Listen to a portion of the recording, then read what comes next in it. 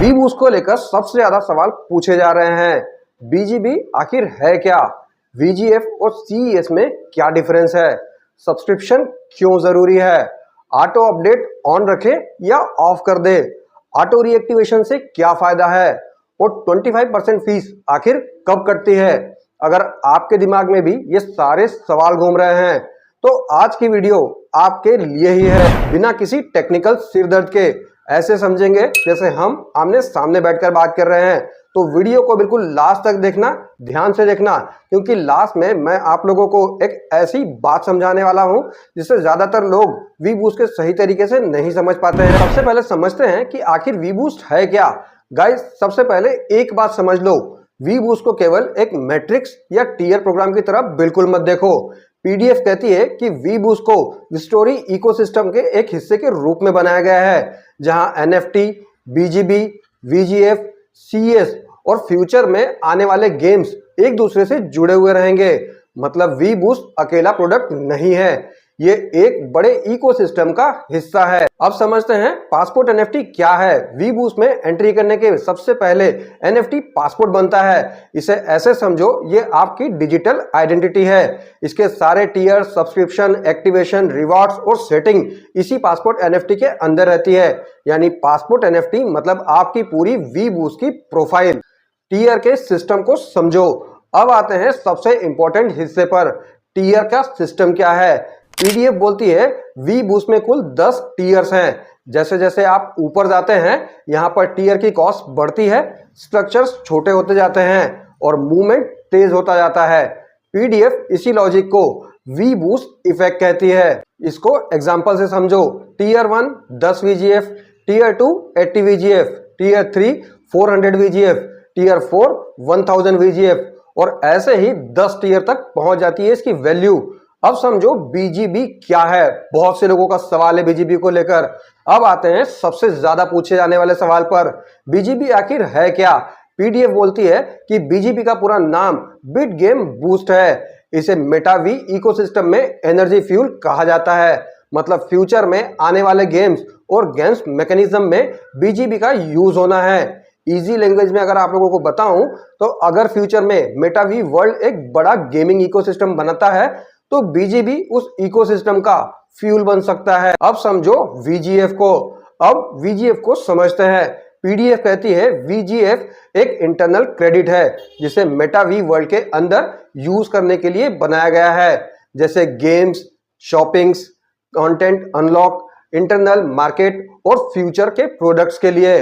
और भी बहुत सी चीजें हैं जिसके लिए वीजीएफ को बनाया है। पीडीएफ इसे यूएसडीटी या डाई जैसे स्टेबल कॉन्सेप्ट के कंपेयर करती है। सीएस टोकन की बारी। सीएस को हर कोई जानता है और यही सबसे इंपॉर्टेंट चीज है, सीएस टोकन। पीडीएफ के अनुसार सीएस एक एक्सटर्नल क्रिप्टो करेंसी है। मतलब सीएस मार्केट में ट्रेड होने वाला टोकन है और इसकी कीमत डिमांड और सप्लाई के अनुसार अप और डाउन हो सकती है।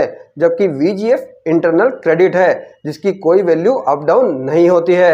यानी आउटसाइड वर्ल्ड मतलब सीएस और इनसाइड मेटावी मतलब वीजीएफ। इसीलिए पीडीएफ सीएस को आउटसाइड वर्ल्ड और वीजीएफ को इनसाइड वर्ल्ड कहती है। गाइस, अगर आपको सीएस और वी बूस्ट की ऐसी ही इजी लैंग्वेज वाली जानकारी पसंद आती है हमारे वीडियो में तो वीडियो को लाइक जरूर कर दो और चैनल को सब्सक्राइब जरूर कर लो, क्योंकि यहाँ पर हम हर अपडेट को बहुत ही इजी लैंग्वेज में समझाते हैं। सब्सक्रिप्शन क्यों जरूरी है। अब आते हैं सब्सक्रिप्शन के ऊपर।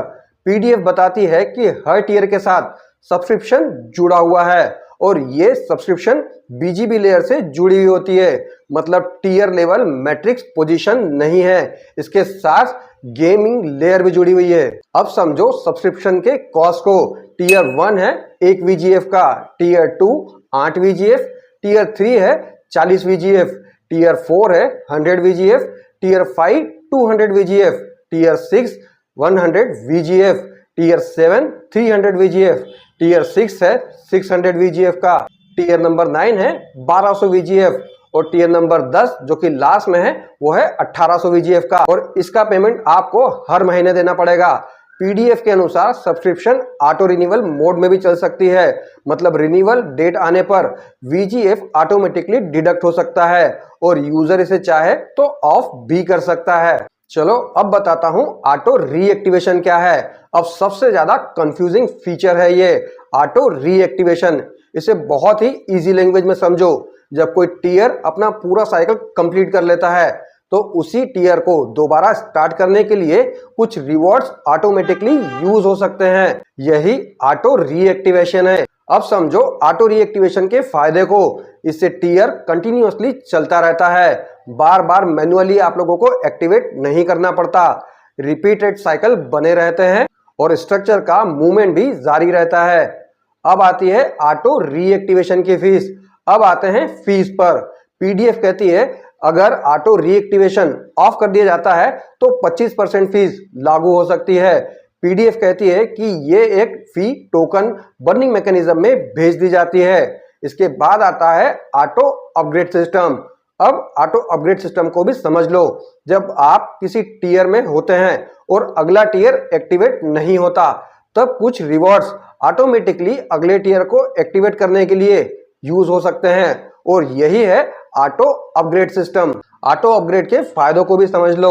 नेक्स्ट ईयर जल्दी अनलॉक होता है, फास्ट प्रोग्रेशन होती है और मैनुअल अपडेट की जरूरत कम पड़ती है।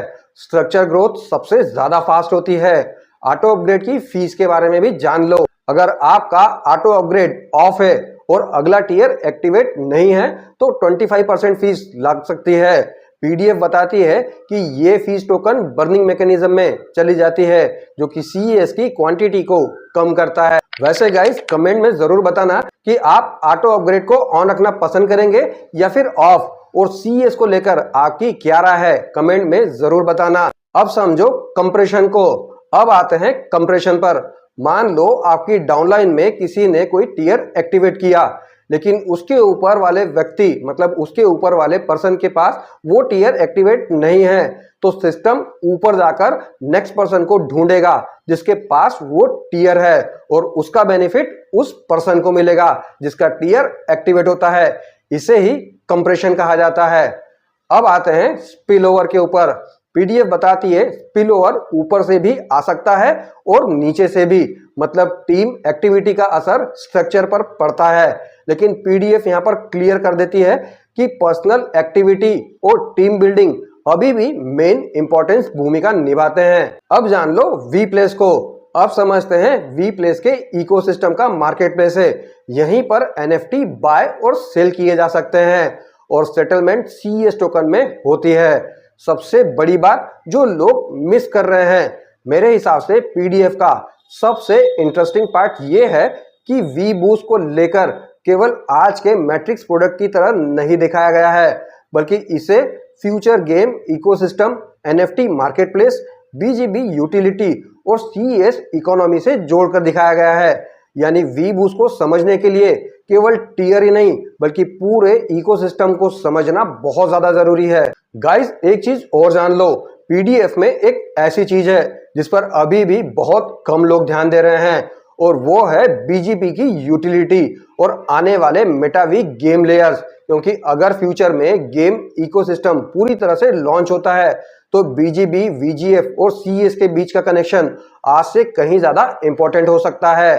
अब ये कनेक्शन आगे कैसे डेवलप होगा ये आने वाले अपडेट्स के ऊपर डिपेंड करता है और शायद इसी वजह से अगली वीडियो में हम स्टोरी इकोसिस्टम के फ्यूचर रोड मैप को डिटेल में देखेंगे। वीडियो कैसा लगा कमेंट में जरूर बताना और अगले वीडियो के लिए नेक्स्ट वीडियो कमेंट जरूर कर देना। मिलते हैं नेक्स्ट वीडियो में, तब तक के लिए bye, love you all guys.